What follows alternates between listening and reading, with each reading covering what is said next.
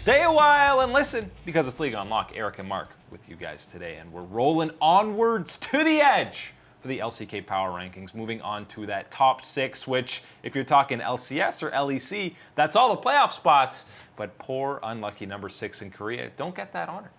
No dice there. You got to be better than number 6 here in Korea to lock up that top 5 playoff only, spot. baby. That's all you need, top 5.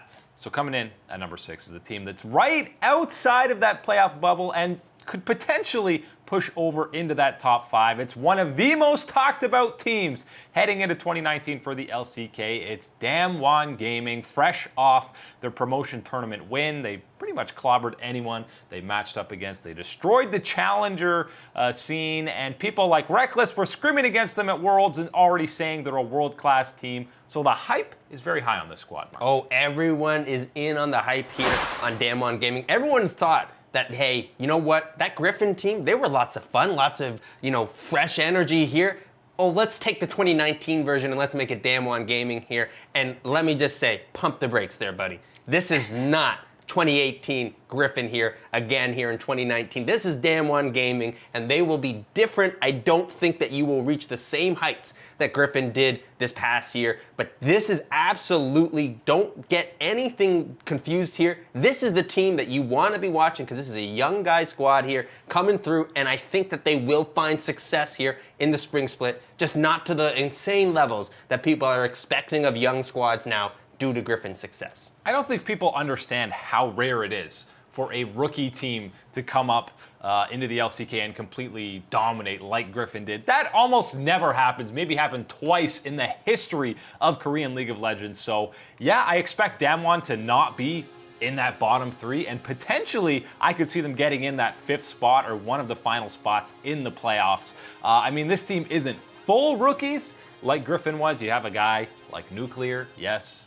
We'll say it again, H2K Nuclear, but he doesn't look like he's on H2K anymore. Looks a whole lot better, but this team is super exciting. And just remember, though, when they were playing in Challenger against Griffin, Griffin destroyed them. Yeah, that still was something going on there. Griffin destroying almost anybody seems to be the story there. But Damwon Gaming has to be a team that you should be respecting, even with this inexperience heading into this year on the LCK level. You brought it up. We have seen your boy Nuclear with the H2K days. This is certainly a different level of performance that we're seeing here from him, and whether that's his own improvement or a mixture of having better teammates now seems to be the case here for the roster here with Damwon, but the attention's gotta be on the top laner. Naguri is the guy that everyone has been talking about as being a massive threat there from Korea.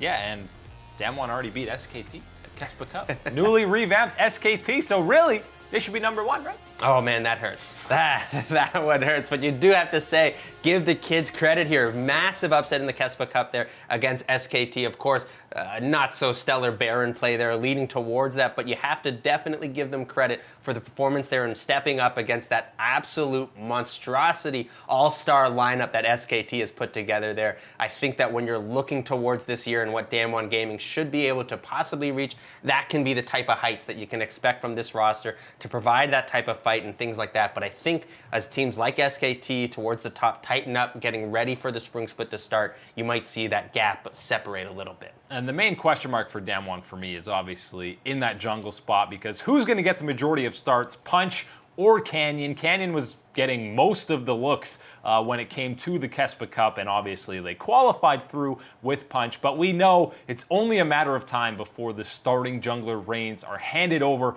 to Canyon, and it's really just a matter of how soon into the spring split. Oh, spring split. Excuse me. Pardon me. Yeah, but watch yourself there, Eric, please. Yeah, sometimes you swallow spit. That's just how it goes. Well, I got to tell you what, Damwon Gaming, it's going to be the jungler. Canyon will be the guy, I think, moving forward here that has to be the carry for them there. I think he provides you with the best chance to be able to match up against some of these other junglers here in the pathing in the LCK. Canyon gives you the best shot. Yes, you made it to the dance with Punch, but you got to step it up. You got to upgrade now. It's time for the major leagues. Bring on Canyon. Jungle is the biggest question mark, but the most exciting and where they're going to play through, it's going to dictate how far they go is that mid lane, and it is Showmaker. I feel like his name is just a play on Faker Playmaker. It has to be, right? Yeah, and hey, if it's a play on that and you can back it up with some of these numbers that he was able to bring through during that challenger scene in Korea, yeah, you might be living up to somewhat of that name here. I need to see more of Showmaker. I need to see more of those flashy plays he's been making, those engages that he was able to pull off there in the Kespa Cup. I need to see more of that. Look at that gold percentage for mid laners. He's hardly taken anything from his team and still putting up some insane numbers and really taking over a lot of these late game team fights. We're back to the assassin meta, it seems like, in that mid lane mark, which is just going to be a sight to see in the LCK with an absolutely stacked mid lane lineup. I keep saying every lane is the most stacked we've ever seen in the LCK, and it pretty much is. I think that's just more a statement on the overall talent that we have in the LCK right now. You've had the great Korean exodus before, and I think now this is kind of the time where people are coming back, and we've got people even from other regions now to bring in this talent here to the LCK, and it is a thing to watch. And if you're not watching Showmaker here in 2019 on Damwon Gaming, I don't know what you're doing, because you're missing out on some of the best League of Legends you will watch this year. We got a Katarina main in the pro scene in the LCK. I want to see it. Well, you've talked about that. This is the assassin meta seems to be where we're going to at least start the year this time. And I mean, hey, from a viewer perspective, you can't be more excited. This is the high octane League of Legends that you want to be watching. As an ADC, me no like you very much.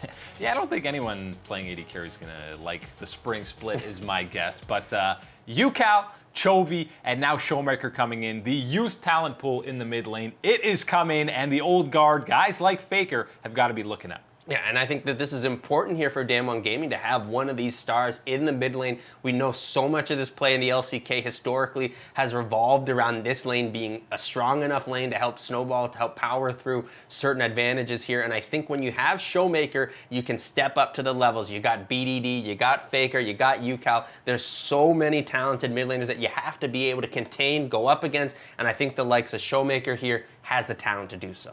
So Damwon Gaming, Mark and I, both got them finishing just outside of the playoffs for 2019 spring, but this is going to be a very exciting team and must-watch League of Legends whenever they're on the Rift.